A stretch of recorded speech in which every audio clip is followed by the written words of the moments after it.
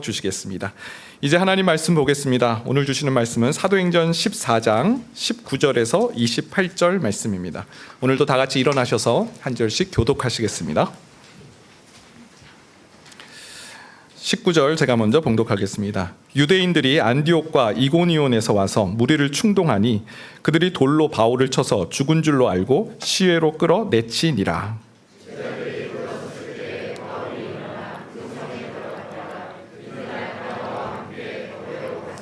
복음을 그 성에서 전하여 많은 사람을 제자로 삼고 루스드라와 이고니온과 안디옥으로 돌아가서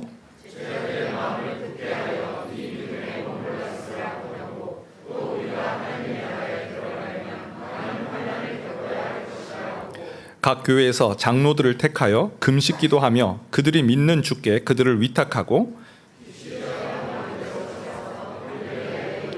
말씀을 버가에서 전하고 앗달리아로 내려가서 거기서 배 타고 안디옥에 이르니 이곳은 두 사도가 이룬 그 일을 위하여 전에 하나님의 은혜에 부탁하던 곳이라.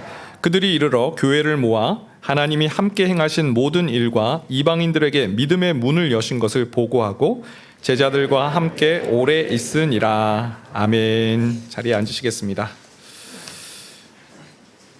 네, 오늘 본문은 바울과 바나바의 루스드라 사역이 계속 이어지고 있습니다. 여러분, 사람의 마음이 얼마나 이렇게 쉽게 바뀌는지 모릅니다. 오늘 루스드라 사람들의 이 180도 돌변하는 모습을 우리가 보게 되는데요. 지난주만 보더라도 이 루스드라에서 이 바울이 그 나면서부터 못 걷는 사람을 보면서 그 안에 이제 구원받을 만한 믿음이 있는 것을 보고 일어나 내 발로 일어서라라는 이렇게 외쳤을 때 하나님께서 그 병든 자의 발을 고쳐 주셨죠. 그 사람이 일어났습니다. 사람들은 열광했어요.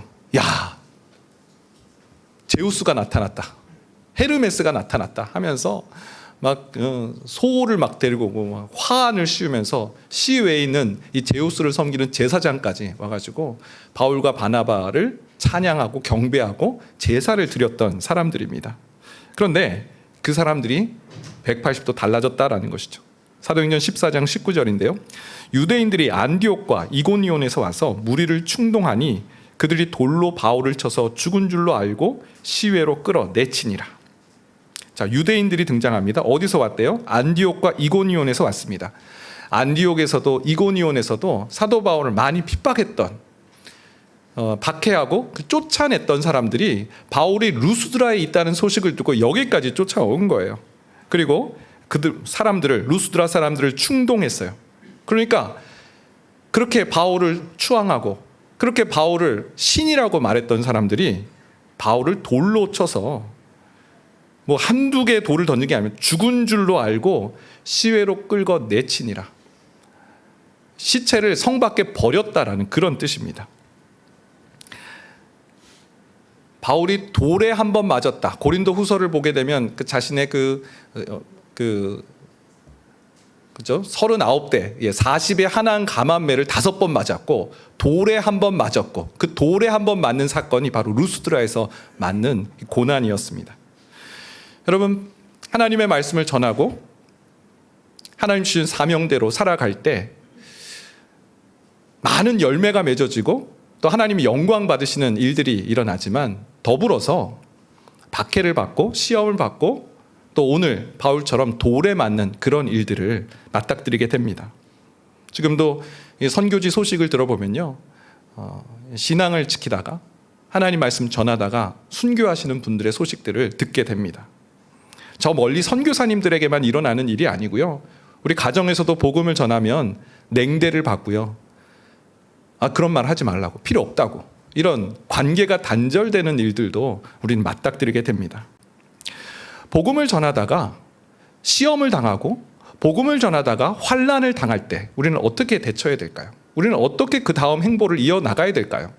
오늘 사도 바울은 이 돌에 맞는 이 사건 이후에 어떤 길로 갔는지 오늘 좀 두 가지로 좀 살펴보면서 시험과 환난 앞에서 신자의 길은 어디인지 좀 발견해 보는 시간 되었으면 좋겠습니다. 첫 번째는 멈추지 않고 다음 선교지로 향하는 바울을 볼 수 있습니다. 자, 사람들이 돌로 쳐서 이제 그를 시외로 끌고 나갔습니다. 사도행전 14장 20절인데요. 그 다음에 어떤 일이 일어나는지를 설명합니다. 제자들이 둘러섰을 때 바울이 일어나 그 성에 들어갔다가 이튿날 바나바와 함께 더베로 가서, 거의 뭐 죽은 줄 알고 밖에다 이제 버린 거예요, 바울을. 근데 그때 제자들이 둘러섰다고 말합니다. 그 버려진 바울 옆으로 제자들, 여기서 제자는 예루살렘 교회 12제자가 아니라 바울을 통해서 복음을 들은, 이제 막 신앙을 가진 지 얼마 안 된 신자들이 바울 옆에 둘러섰을 때 바울이 일어났대요. 신학자들은 이때 바울을 둘러섰을 때 사람들이 기도했을 것이다, 이 제자들이 바울을 위해서 기도했을 것이다 라고 설명합니다. 기도했을 때 바울이 일어나서 그 성에 들어갔다, 루스드라 성에 다시 들어간 거고요. 그 다음 바나바와 함께 더베로 나아갔다라는 것이죠. 더베에서는 하나님께서 또 놀랍게 사용하셔서 사도행전 14장 21절을 보면 복음을 그 성에서 전하여 많은 사람을 제자로 삼았다. 더베에 있는 사람들이 회심했다라고 말합니다. 여러분, 저는 이 사도행전을 보면서 사도행전은 박해의 역사구나, 하나님 선교의 역사가 등장하는데 더불어서 하나님의 말씀을 전하고 대언하는 사람들이 박해받는 역사구나라는 것을 좀 발견하게 돼요. 사도행전 8장 1절을 볼까요? 그날에 예루살렘에 있는 교회에 큰 박해가 있어 사도 외에는 다 유대와 사마리아 모든 땅으로 흩어지니라. 스데반 집사님의 순교 이후에 박해가 멈춘 것이 아니에요.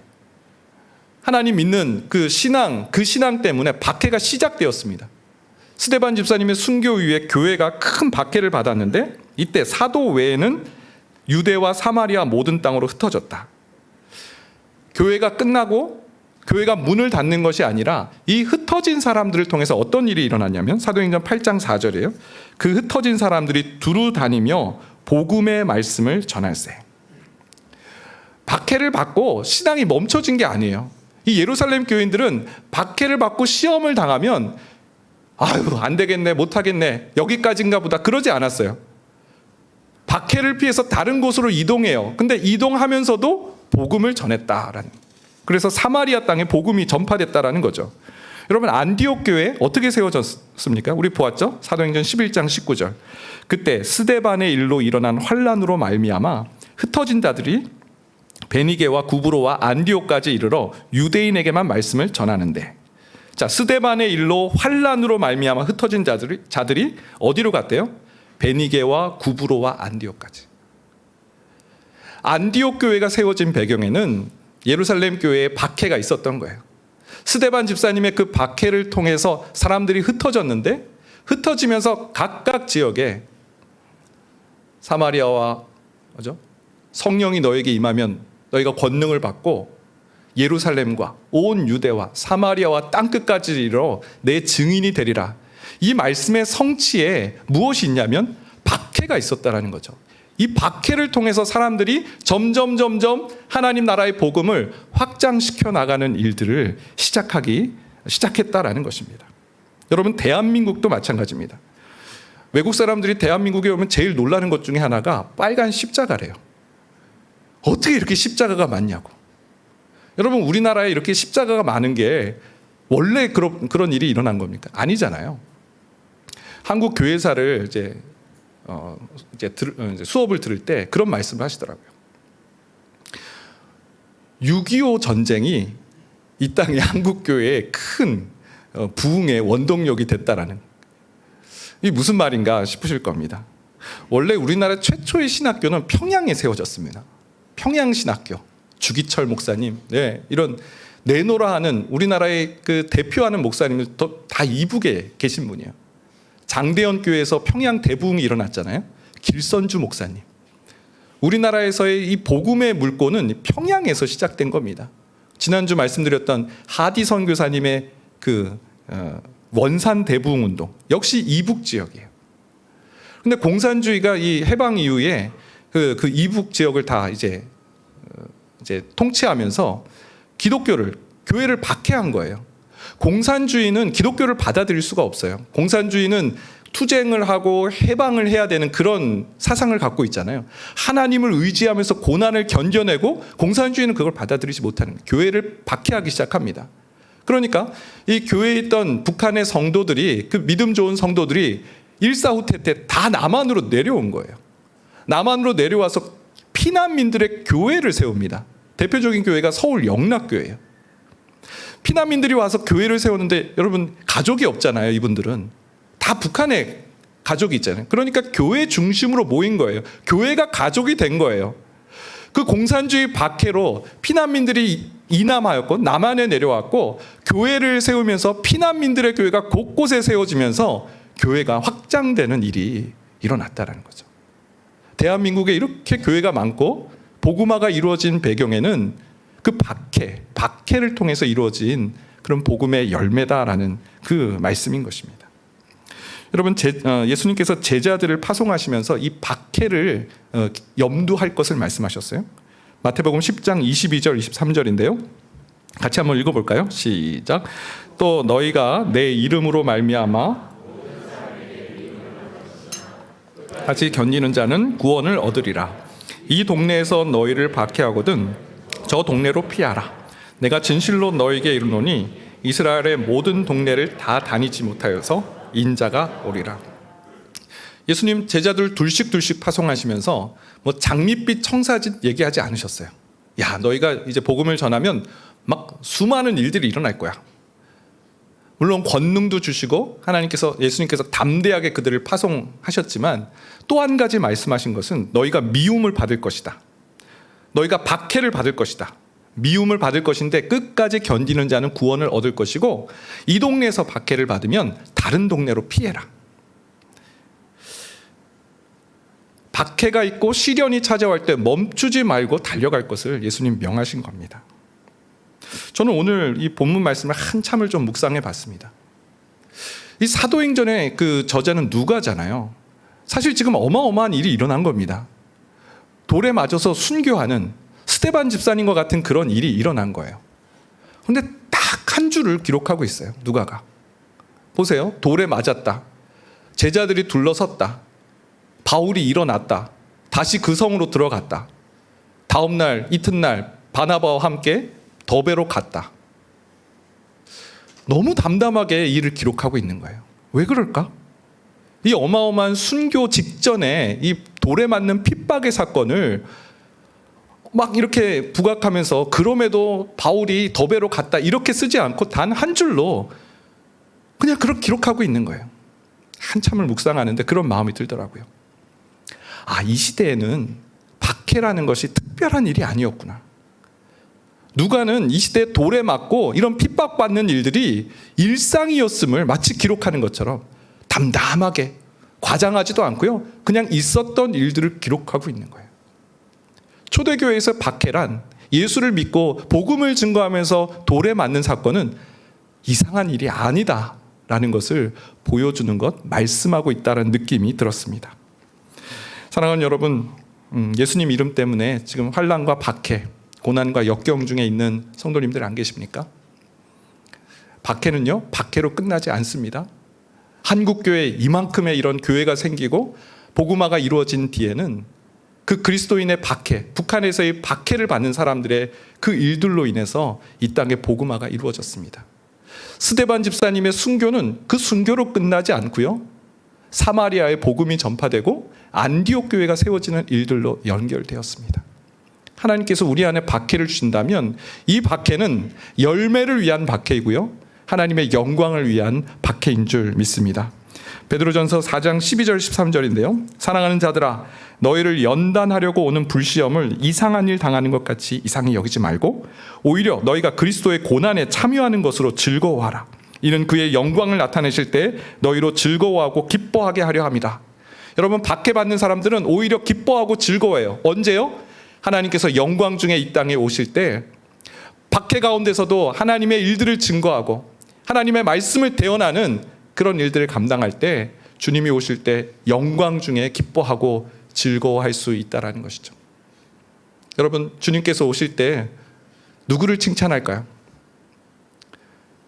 박해 중에서도 복음 증거하는 일을 멈추지 않은 그 사람을 주님께서 칭찬하시고 또 축복하실 줄 믿습니다. 또 지금 나에게 박해가 없고 평안한 때를 보내고 있는 성도님들에게 전합니다. 여러분, 박해받는 사람들의 친구가 되어 주십시오. 제자들이 바울을 둘러쌌대요. 바울을 둘러싸면서 기도했을 거죠. 하나님, 이 바울 사도 우리를 위해서 복음 전하다가 이 지경이 되었습니다. 하나님, 불쌍히 여겨 주옵소서. 기도할 때 그들이 그 바울 옆에 둘러서 있었을 때 바울이 일어났다라는 이 말씀은 우리에게 주는 메시지가 크리라 생각됩니다. 다락방에 참여하셔서요, 고통 중에 있는, 고난 중에 있는 그런 성도들의 이야기를 듣고 함께 위해서 기도해 주시기 바랍니다. 내 주변에 어려움과 고난과 역경 중에 있는 성도들이 있으면 같이 둘러서서 그들을 위해 기도해 주는 그런 성도의 길을 걸어갈 때 바울을 일으켜 세워주신 그 하나님의 놀라운 역사가 우리 가운데도 나타나게 될 줄 믿습니다. 두 번째, 시험과 환난 앞에서 바울은 어디로 갑니까? 첫 번째는 더베, 새로운 선교지, 멈추지 않고 선교지로 나아갔고요. 두 번째는 원수의 땅을 향해 나아갑니다. 참 바울은 놀라운 사람이에요. 21절 말씀을 같이 보겠는데요.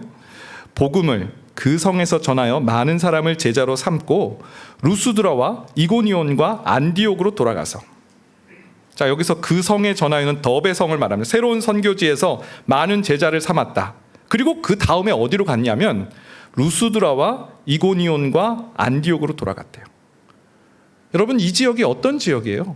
조금 전에 돌로 맞아 죽을 뻔한 지역이에요. 루스드라에서 죽기 직전까지 죽은 줄 알고 성 밖에 버렸다고 했잖아요. 루스드라로 다시 들어갔대요.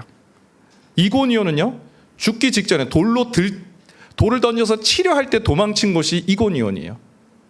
또 비시디아 안디옥에서는 사람들이 추방했어요. 회당에서 예수님으로 인하여 힘입어 의롭다 하심을 얻고, 예수로 인하여 이 사람을 힘입어 우리가 죄사함을 받는 은혜를 얻었다. 막 시민들이 그 다음 주에 다 모여드니까 유대인들이 시기해서 추방해버렸어요. 쫓아버린 지역이에요. 근데 이 새 지역으로 다시 돌아갑니다. 아니, 왜 그래야 돼요? 여기는 쳐다도 보고 싶지 않은 그런 데 아닐까요? 나를 죽이려고 했던 곳, 나를 돌려 쳐 죽이려고 했던 사람들이 있는 곳, 거기를 왜 다시 들어가야 되냐는 것이죠. 두 가지 목적 때문에 그런데요. 첫 번째는 그곳에 있는 제자들의 마음을 굳건하게 하기 위해서. 사도행전 14장 22절입니다. 제자들의 마음을 굳게 하여 이 믿음에 머물러 있으라 권하고, 또 우리가 하나님의 나라에 들어가려면 많은 환난을 겪어야 할 것이라 하고, 이 한마디 전하기 위해서 그 땅에 다시 돌아간 거예요. 너희 믿음을 굳게 가져야 된다. 너희 믿음 안에 머물러 있어야 된다. 하나님의 나라에 들어가려면 많은 환난을 겪어야 된다라는 이 말 전해주기 위해서 다시 거길 돌아간 거예요. 여러분, 비시디아 안디옥, 이고니온, 루스드라, 이 세 지역에 공통점이 있어요. 바울과 바나바가 이 지역에서 박해 때문에 짧은 시간 동안밖에 복음을 전하지 못했어요. 하나님의 이 복음을 풀로 아주 풍성하게 전할 시간이 없었어요. 그러다 보니까 이 하나님의 말씀을 부분적으로만 안 거예요. 박해가 왔을 때 어떻게 행동해야 될지, 시험이 찾아왔을 때 뭘 해야 될지 사람들이 듣지 못한 거예요. 실제로 이 1차 전도 여행을 마치고 안디옥으로 돌아간 바울과 바나바가 이 세 지역, 여기가 갈라디아 지역입니다. 이고니온, 비시디아, 안디옥, 루스드라, 이 지역이 갈라디아 지역인데 이 지역에 있는 사람들에게 편지를 써요. 그게 바로 갈라디아서입니다. 갈라디아서를 보게 되면 이 세 지역에 있는 사람들의 믿음이 벌써 흔들렸어요. 다른 복음을 전하는 사람들이 등장하기 시작합니다. 바울이 전한 거 너희가 믿음으로 구원받는다는 거, 그래, 맞아. 근데 그건 시작일 뿐이야. 율법을 지켜야지, 특히 할례를 받아야 너희 구원이 완성돼. 이런 이단들이 이 지역에 들어오기 시작한 거예요. 사도 바울이 뭐라고 말합니까? 갈라디아서 3장 1절, 어리석도다 갈라디아 사람들아, 예수 그리스도께서 십자가에 못 박히신 것이 너희 눈앞에 밝히 보이거늘 누가 너희를 깨드냐. 막 바울이 답답해서 편지를 쓴 거예요. 예수 그리스도 그분만이 우리의 유일한 구원자시고 예수 그리스도를 믿는 것만이 우리의 유일한 근거인데, 우리가 무엇을 구원을 더 얻기 위해 우리의 의를 통해서 구원을 얻으려고 하냐. 예수 그리스도가 십자가에 돌아가신 것이 너희 눈에 밝히 보이지 않느냐? 어리석도다. 막 그러면서 편지를 쓰고 있는 겁니다. 이제 복음을 들은 지 얼마 안 됐어요. 충분한 복음을 듣지 못했기 때문에 이루 가고 절로 가고 막 왔다 갔다 하는 거예요. 그래서 바울은 이 지역으로 다시 들어가서 너희 믿음 가운데 머물러 있으라. 하나님의 나라에 들어가려면 환난을 통과해야 된다라는 목양, 양육을 하고 있다라는 것입니다. 두 번째 이유, 다시 원수들이 있는 자기를 죽이려고 했던 그 세 지역으로 다시 돌아간 두 번째 이유가 있는데 바로 교회를 든든하게 세우기 위해서입니다. 23절 말씀인데요. 각 교회에서 장로들을 택하여 금식 기도하며 그들이 믿는 주께 그들을 위탁하고. 두 번째 이유는 장로들을 택하는 일을 하기 위해서입니다. 벌써 교회가 세워졌대요. 사도 바울이 복음을 전했을 때 사람들이 그 복음을 듣고 제자들이 세워졌는데 제자들이 모인 공동체가 바로 교회예요. 그러니까 바울이 거기에 2주, 많아야 3주 그런 짧은 시간 동안 복음을 전했지만 그 안에 벌써 교회가 세워졌어요. 제자들이 세워졌어요. 그런데 문제는 이 교회가 아직은 미조직 교회였다는 거예요. 미조직 교회라는 뜻은 지도자가 없는 교회였어요. 여러분, 공동체가 있긴 있어요. 사람들이 모였어요. 바울을 통해서 복음을 듣고 사람들이 이제 예수를 믿어야 되겠다라고 모였어요. 하지만 이 공동체를 지도할, 이 공동체를 이끌어갈 지도자가 없는 그런 공동체는 오래 갈 수가 없죠. 사분오열할 수밖에 없습니다. 지도자가 없는 공동체는 그렇게 무너질 수밖에 없죠. 바울과 바나바는 그곳에 있는 교회를 든든하게 세우기 위해서, 장로를 택하기 위해서 거기에 다시 들어간 것입니다. 베드로전서 5장 1절에 3절을 보면 장로가 어떤 사람인지를 소개하고 있는데요. 한번 읽어보겠습니다. 너희 중 장로들에게 권하노니 나는 함께 장로된 자요 그리스도의 고난의 증인이요 나타날 영광에 참여할 자니라. 너희 중에 있는 하나님의 양무리를 치되 억지로 하지 말고 하나님의 뜻을 따라 자원함으로 하며 더러운 이득을 위하여 하지 말고 기꺼이 하며 맡은 자들에게 주장하는 자세를 하지 말고 양무리의 본이 되라. 베드로가 나도 장로다, 나도 너희와 함께 장로다, 장로된 자들아 들어라 하면서 장로가 누구인지를 알려주고 있는데 그리스도의 고난의 증인이다. 예수 그리스도의 십자가의 죽으심과 우리를 위해서 살아나심을 증거하는 고난의 증인이다. 또 하나님이 나타날 영광에 참여할 자다. 또 양무리를 치는 사람, 양무리를 친다는 것은 목양을 하는 사람이죠. 억지로 하지 말고 하나님의 뜻을 따라 자원함으로 하라.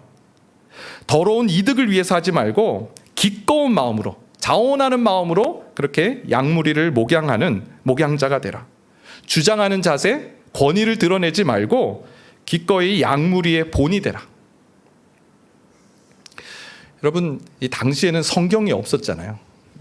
이 당시만 하더라도 막 우리처럼 마음껏 유튜브를 틀면 바로 설교가 나오는, 내가 듣고 싶은 대로 듣는 그런 시대가 아닙니다.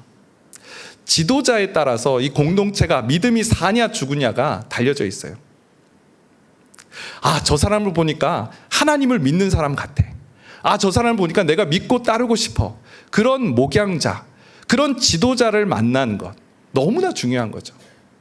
사도 바울은 그래서 교인 중에서 장로를 택하여 교회를 든든하게 세워나가는 일들을 행했다라는 것이죠. 여러분, 말씀을 준비하는데요, 원수의 땅에 다시 돌아가는 그 바울을 보면서 개인적인 원한들은 하나도 중요하게 생각하지 않고 거기에 아직 복음의 그 깊은 정수에 들어가지 못한 연약한 믿음의 그런 사람들을 돕기 위해서 나아가는 바울과 바나바, 또 그곳에 교회를 단단하게 세우기 위해서 달려가는 그 바울과 바나바의 모습을 보면서 한 선교사님이 좀 생각이 났습니다. 짐 엘리엇 선교사님이라고 혹시 아시는 분이 있는지 모르겠습니다. 이 짐 엘리엇 선교사님은 미국 선교사님이신데 28살에 젊은 나이에 순교를 하셨습니다.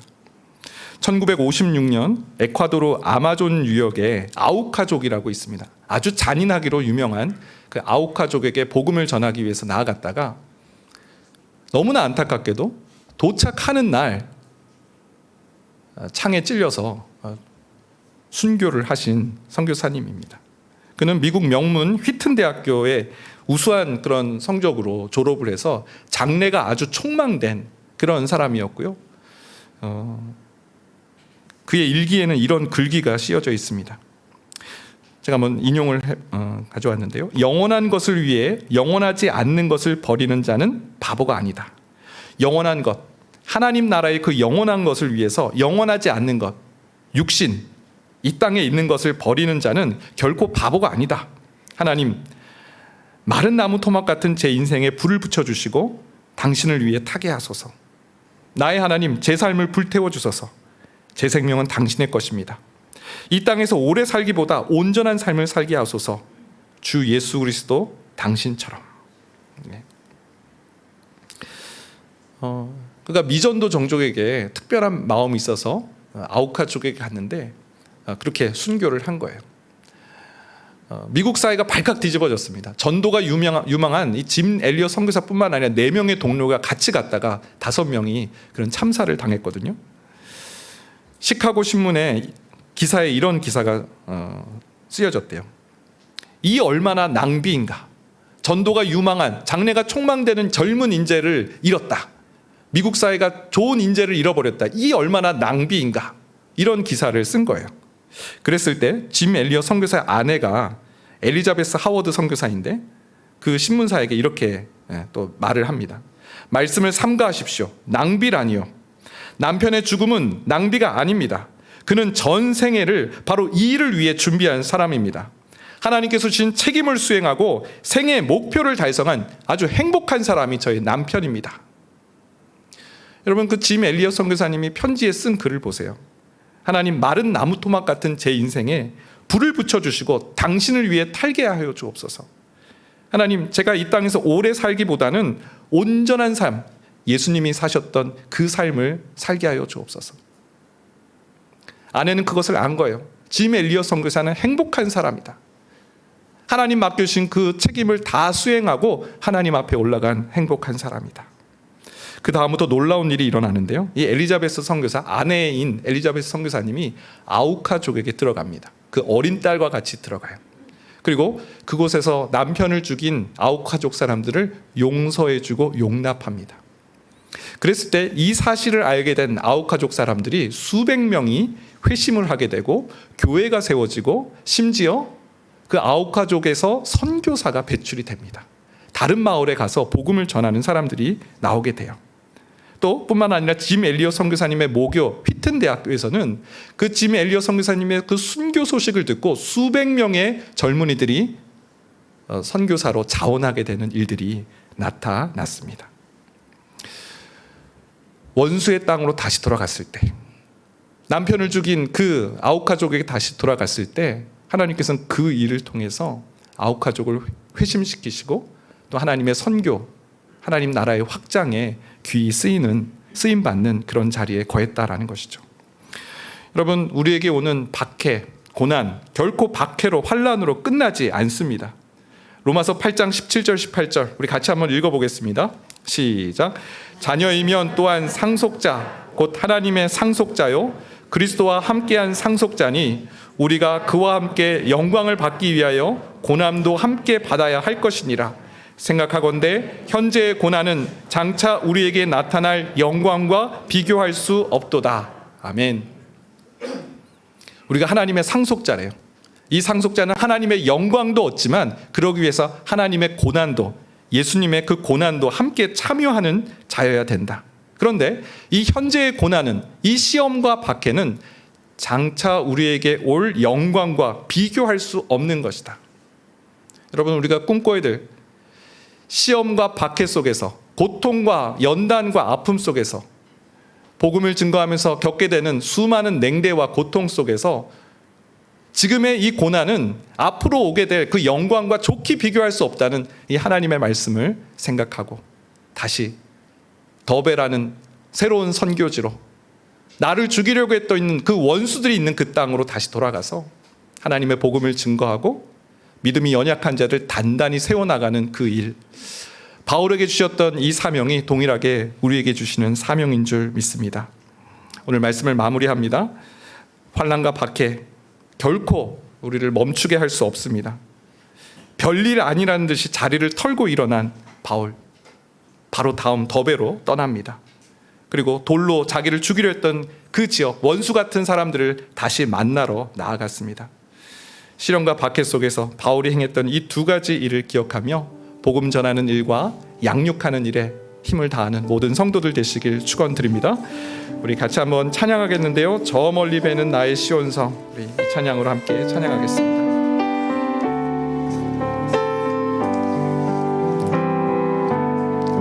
저 멀리 배는 나의 시온성, 오 거룩한 곳 아버지 집, 내 사모하는 집에 가고자 한밤을 세웠네. 저 망망한 바다 위에, 저 망망한 바다 위에 이 몸이 상할지라도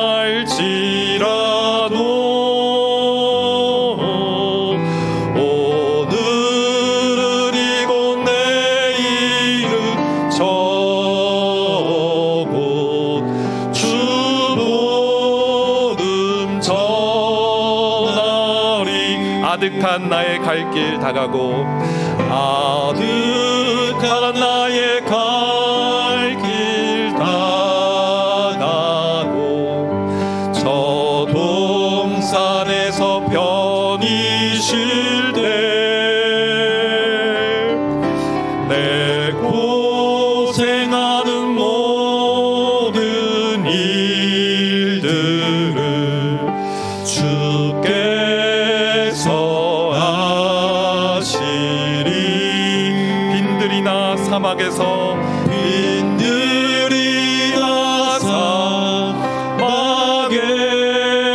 사막에서 이 몸이 고날지라도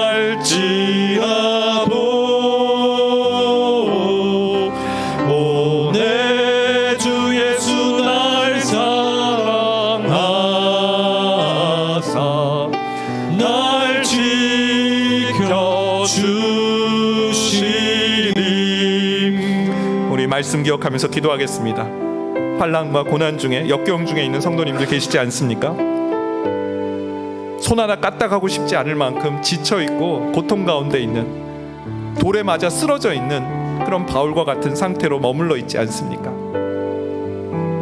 다시 일어나서 그 성으로 돌아가고 새로운 선교 사역지인 더베로 나아가서 하나님의 말씀을 대언하는 이 바울의 모습이 하나님 우리의 모습 되기를 원합니다. 조그만 어려움이 찾아와도 힘들게 하고 고통스러운 일을 겪게 되면 우리의 마음이 하나님 요동합니다. 하나님 주신 사명과 소명 알지만 지금은 때가 아니야, 스스로 그렇게 결론 내버리고 사명의 자리에서, 또 우리를 부르신 자리에서 이탈해서 그냥 아무 문제 없는 곳으로 자꾸만 돌아가려고 합니다. 하나님, 오늘 바울은 두 길로 갔습니다. 새로운 선교 사역지로 갔고 원수들을 향해서 다시 돌아갔습니다. 그들에게 나아가서 아직 믿음이 연약한 자들에게 생명의 소식을 증거하고 교회를 든든하게 세워서 계속해서 믿음 생활을 할 수 있도록 하나님 그 일을 향해 달려갔습니다. 하나님, 우리가 추구하며 달려가야 될 것이 어디입니까? 고통 중에, 아픔 중에, 그럼에도 하나님 기뻐하시는 일, 하나님이 영광 받으시는 일, 그 길로 나아가는 모든 믿음의 종들 되게 하여 주옵소서. 하나님, 결정적인 순간 때마다 넘어지고 엎어집니다. 하나님, 이때 하나님이 기뻐하시는 길로 나아가는 하나님의 백성들 되게 하여 주옵소서. 우리 주여 한번 외치시고 기도하며 나가겠습니다. 주여. 하나님 오늘 주신 말씀 기억하며 기도합니다. 하나님, 시험이 찾아오고 박해가 찾아올 때 하나님, 우린 여지없이 쓰러지고 넘어집니다. 손 하나 까딱하지 못하겠다고, 이제 할 만큼 했다고 하나님 스스로 하나님 그렇게 결론 내고, 하나님 사명도 잊어버리고 소명도 잊어버리고 하나님 믿음도 잃어버린 채 그렇게 살아갈 때가 참으로 많이 있었습니다. 하나님, 오늘 사도 바울의 모습이 우리의 좋은 본보기가 되게 하여 주옵소서. 자리를 털고 일어납니다.